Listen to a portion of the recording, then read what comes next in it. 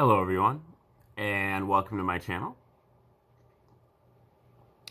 This is an educational channel, and we take deep, hard looks at great theories of everything ancient and modern, and try to size them up and figure out how you might be able to use them for your paradigm shifting, your awakening to 5D consciousness, or your formation of a holistic worldview.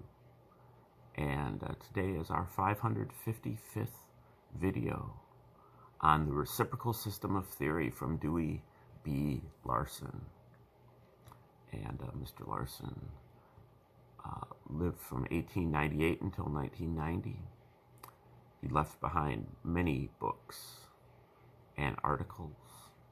He's got books on physics and chemistry and astronomy, and he's got books on economics. We're looking at one of those today. He's also got a book on metaphysics, including philosophy, religion, biology, and psychology.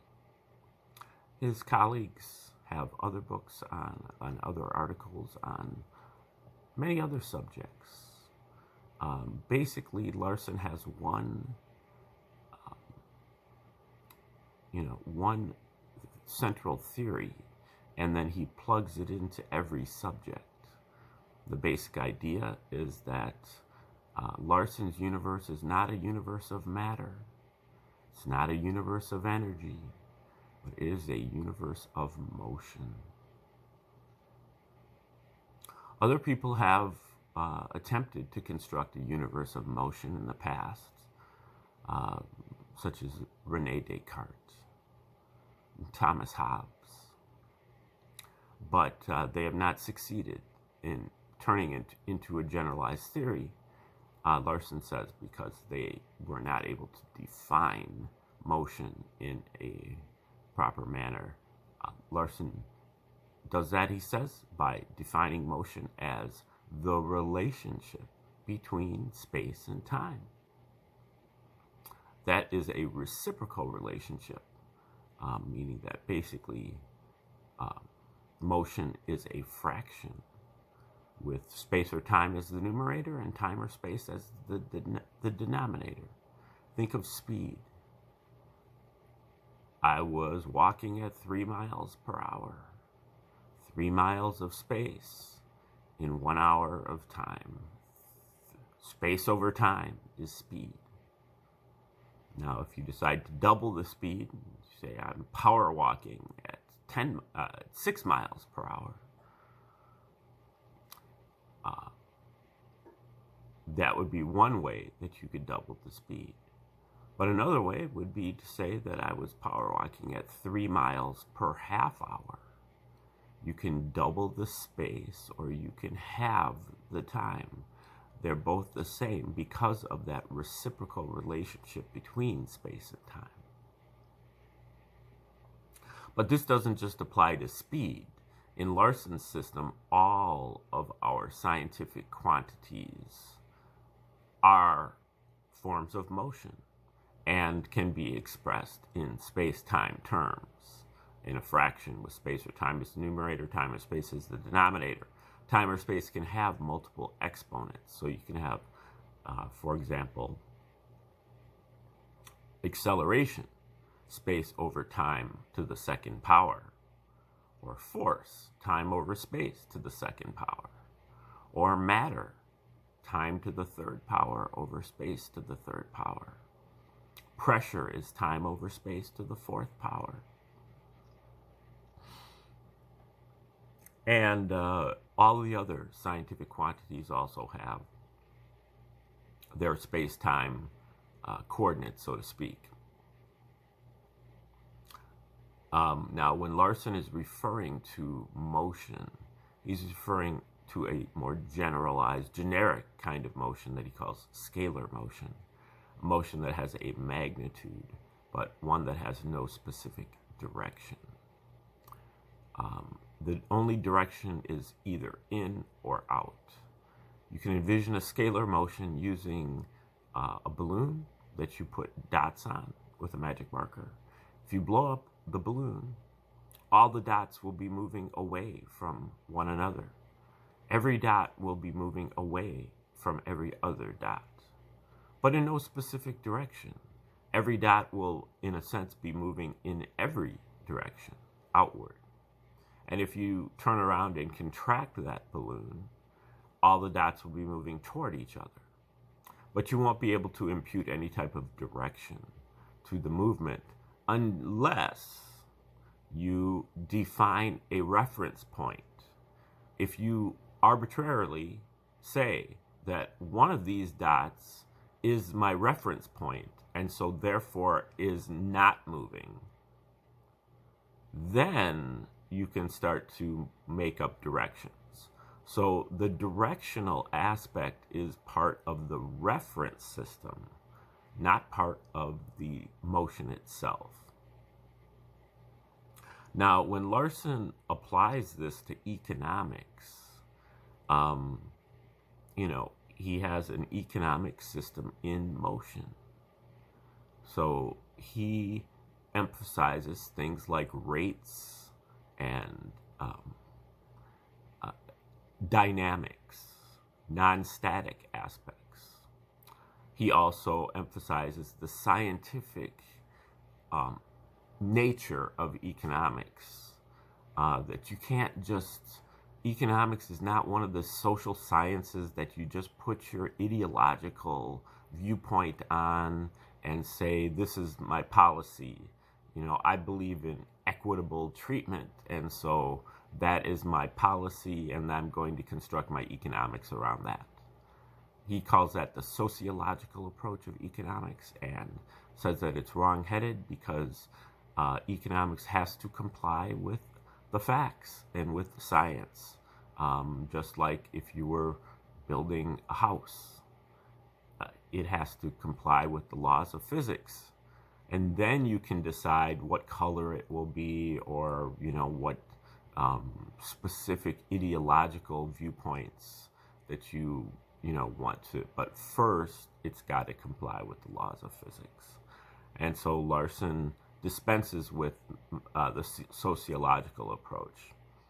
He also constructs the first principles based on an economic system on a deserted island, and then starts to introduce complications into that.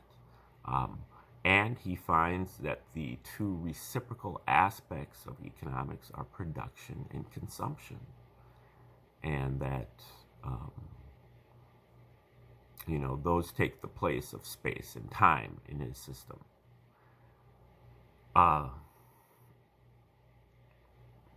He comes up with about 17 different principles that he claims are scientifically exact, mathematically exact, and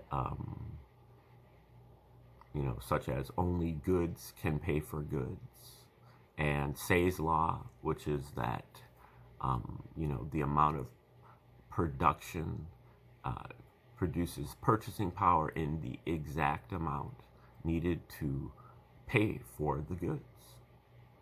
And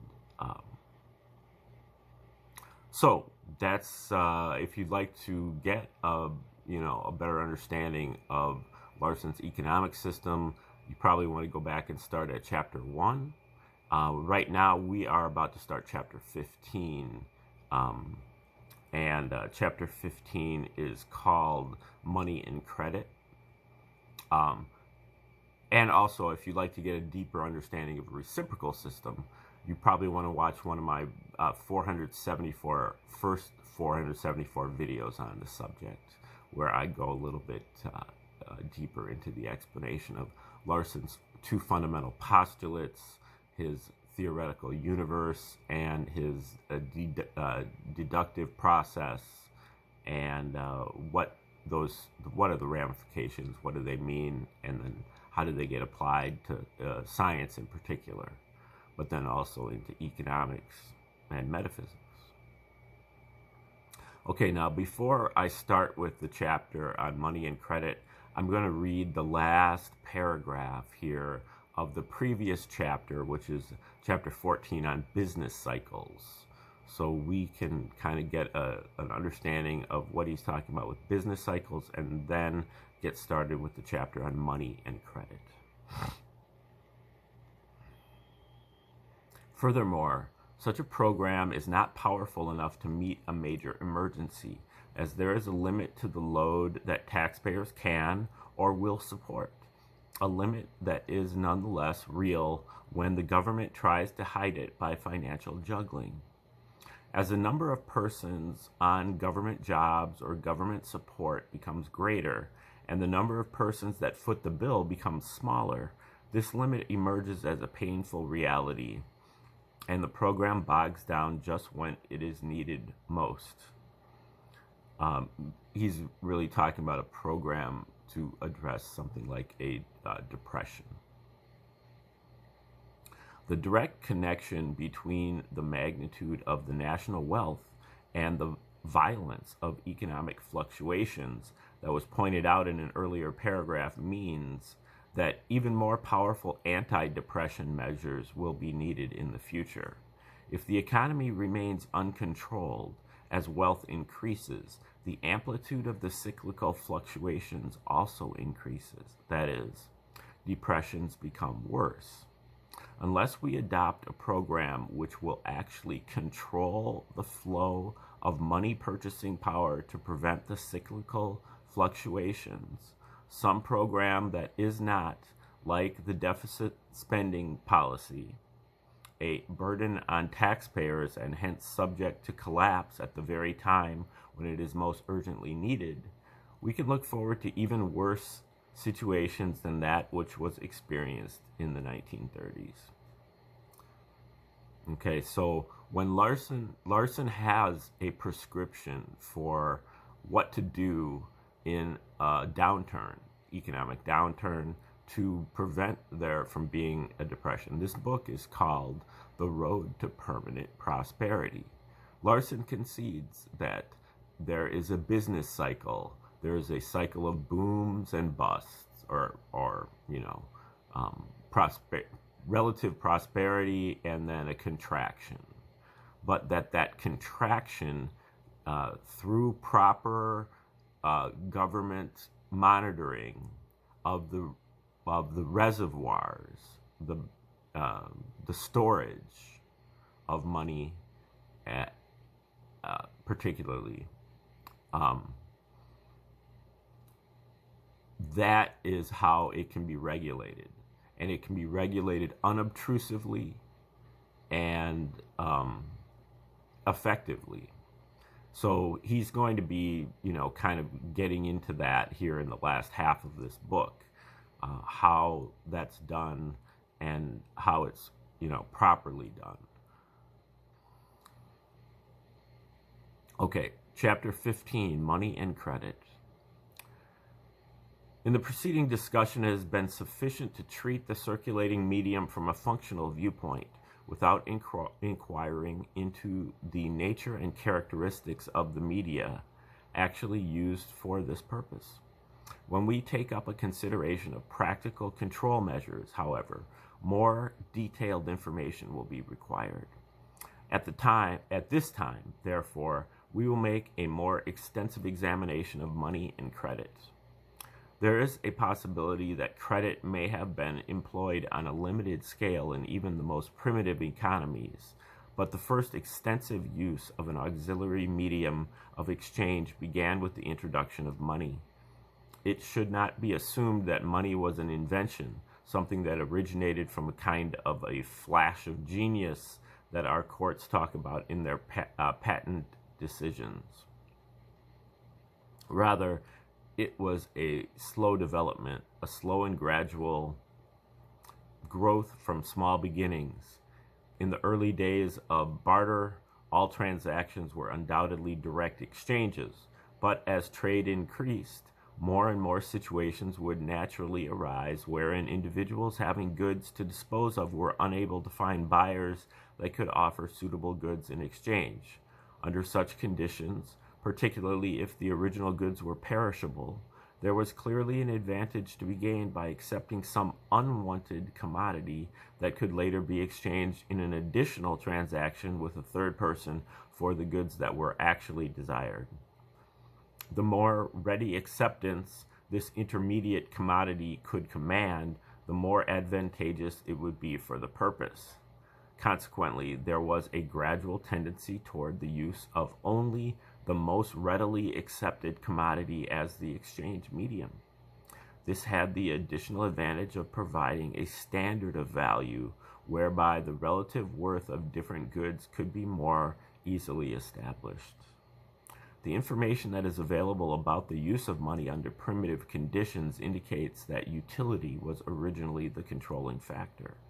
In each local area, some commodity in general use took on the functions of the exchange medium. In one place, this was cattle. In another, shells. In a third, salt cakes, and so on. But as time went on, it became apparent that other characteristics were more important than widespread utility, since adequate utility to some consumers was sufficient to ensure acceptance of an otherwise suitable commodity, even though it might be of no use to most people as an article of consumption. Aside from this reasonable amount of utility, the requirements that a commodity should meet in order to be fully satisfactory for necessary purposes are that it should be permanent, uniform, easily recognizable for what it is, easily subdivided, easily stored, easily transported, and available in sufficient quantities to serve the monetary purpose, but not too plentiful so that its value per unit will be relatively great and the amount to be handled will be correspondingly small. On this basis, the rare metals, particularly gold and silver, gradually preempted the field. As brought out earlier, these characteristics which make a commodity suitable for use as money are primarily those which reduce fluctuations in value to a minimum, and thus permit use as purchasing power without very much limitation as to time and location. Gold is a better medium of exchange than salt cakes, not because it possesses any essential quality which salt cakes lack, but because it possesses the desirable qualities in a greater degree, and its value is therefore more stable. It should not be overlooked, however, that gold is money only because it is a commodity with a utility as such, independent of its utility as a medium of exchange. Only goods can play the part of intrinsic money, that is, money which exists as such in its own right, and not as a representation of something else. That commodity which is accepted as the most stable form of value currently available, or at least one of the most stable forms, is money. In the earlier pages, much stress was laid on the fact that goods are not only articles of consumption, but also constitute purchasing power. The converse is also true. Intrinsic money is an article of consumption, as well as purchasing power. It is also true that the relative value of gold compared with other goods is affected very materially by the extent to which it is utilized as money. But it would not be intrinsic money at all if it lacked a value independent of its utility as an exchange medium.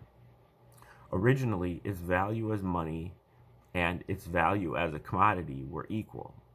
At that time, if an individual desired to convert his assets into the most stable form, the answer was intrinsic money. Greater stability of value could be attained by exchanging those assets for money, and still greater stability could be attained by exchanging this other money for gold. Once he had possession of gold, he could go no further. Any remaining element of instability had to be accepted as unavoidable. The development of other types of circulating media in the modern economies has changed this picture very materially.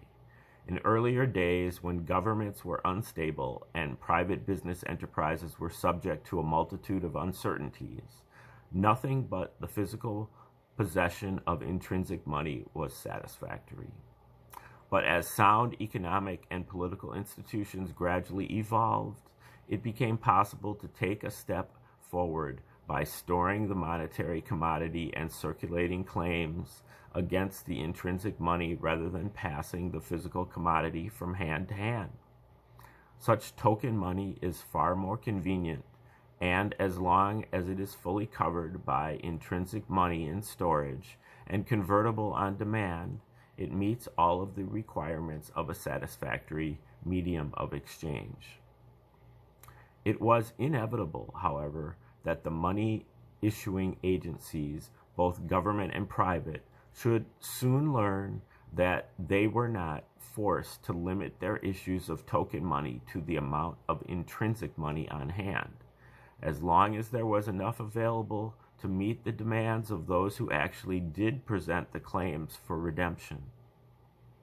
But the additional issues of money claims which took place under this policy did not constitute the same kind of money. This was no longer token money, a representation of intrinsic money in storage. This was credit money, and it had all of the peculiarities and weaknesses associated with the use of credit. Credit is a device for reversing the time order of economic transactions. Reversing the time order of economic transactions. In the normal exchange process, the results of past effort are exchanged for goods to satisfy present and future wants. By means of credit, the time sequence can be reversed, and present wants can be met by pledging future effort. Credit is not peculiar to any one type of economic organization. It simply reverses the time order of economic processes, whatever these normal processes may be. When trade is carried on by barter, credit enables obtaining goods first and later producing other goods with which to make payment. In modern practice, money is first obtained by means of a credit transaction, then spent for goods. Production follows, and the proceeds are used to make payment in the final step of the process. In a barter economy, credit operates through barter. In a money economy, it operates by means of money. Recognizing that credit is a money transaction in the present-day economy contributes materially to a clear understanding of its relation to the general operation of the economic system. It is true that direct credit dealings between merchants and consumers may take place without the aid of the monetary mechanism under certain conditions. Consumers who buy goods from merchants' stocks on open accounts or deferred payment plans are drawing directly from the credit reservoir, and the original transaction involves no money. Such transactions show up physically as reductions in the merchant's inventories. In spite of the large amount of business done on a credit basis, however, very little of it is carried through to completion without the use of money at one stage or another. Normally, the merchants must proceed at once to replenish their stocks after sales. If they borrow money from banks for this purpose, the transactions revert back to the same status as if the consumers had borrowed from the banks. If they happen to have enough money reserves of their own to finance the credit business without the help of banks, the result is merely a withdrawal from their money storage rather than bank storage. This means that we can measure the changes in the money reservoirs and from them determine the variations that have taken place in both money and credit. Any increase in credit, aside from the small amount of pure credit dealings, must be reflected either by withdrawals of money from storage or by an increase in the amount of credit money outstanding, which is likewise a reservoir withdrawal. If an individual saves part of his income and deposits it in a bank instead of spending it, he has put this money into storage, and the active money purchasing power has been reduced by this amount. But when the bank turns around and lends the money to some other person for use in the goods market, the ultimate effect is exactly the same as if the first individual had spent the money himself. The original storage transaction has been reversed by a withdrawal from money storage.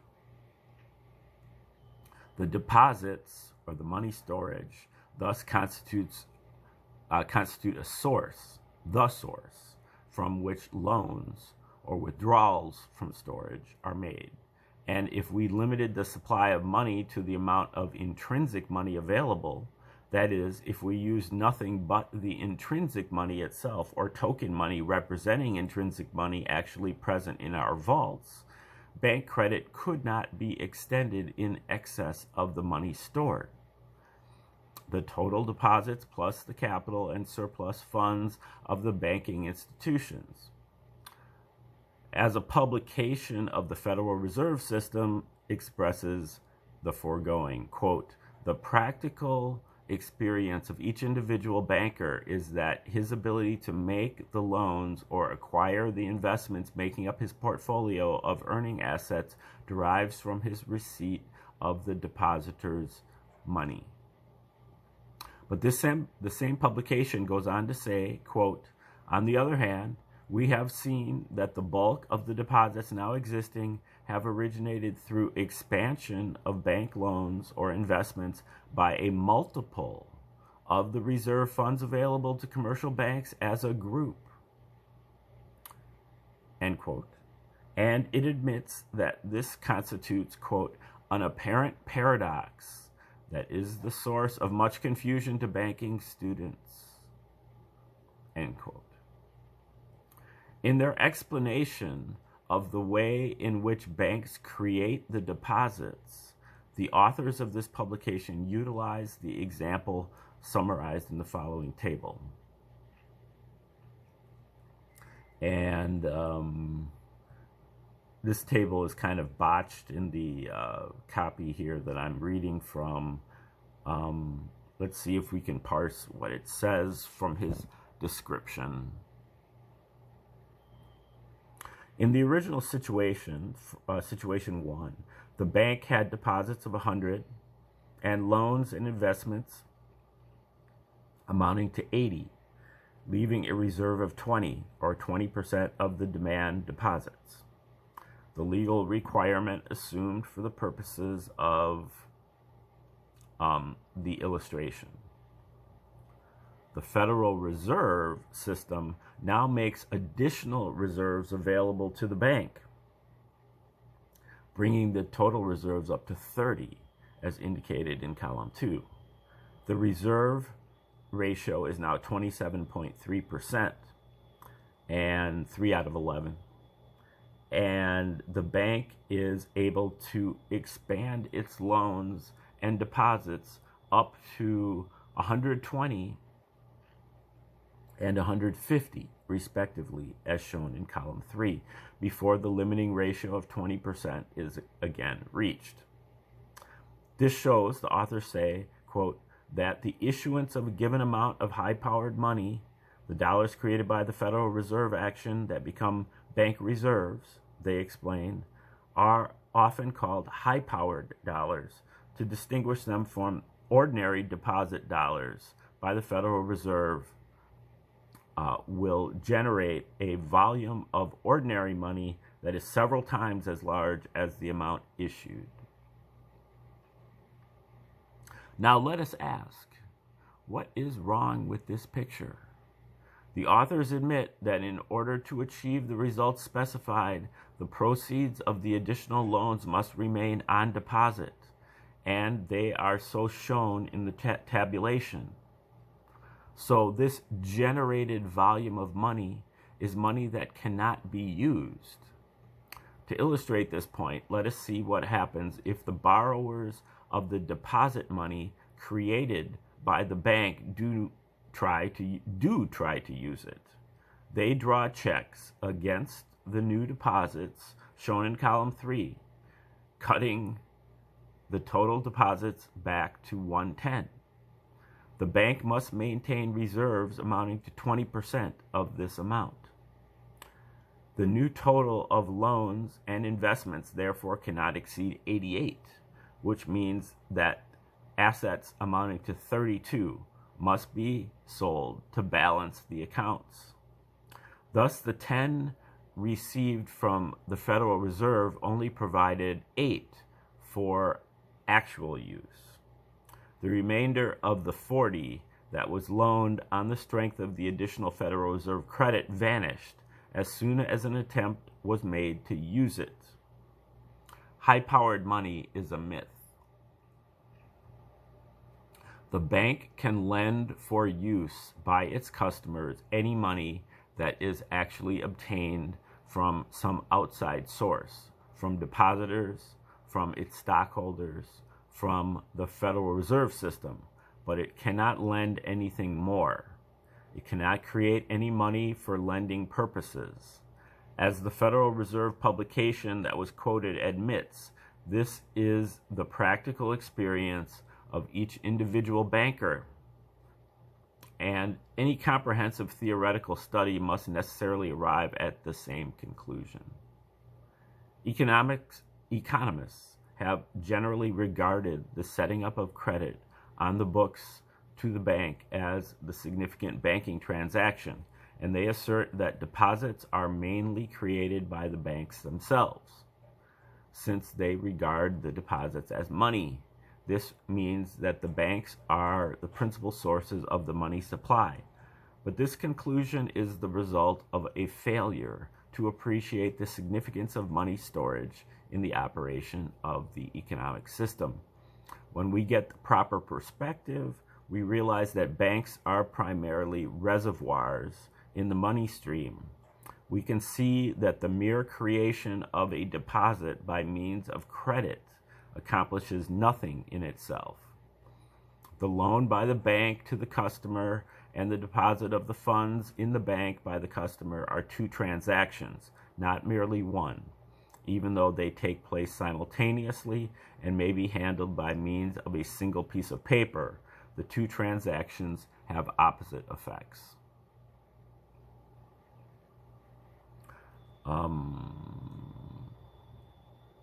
Okay, I think we're going to stop right there and get ready to start up at this location when we resume tomorrow on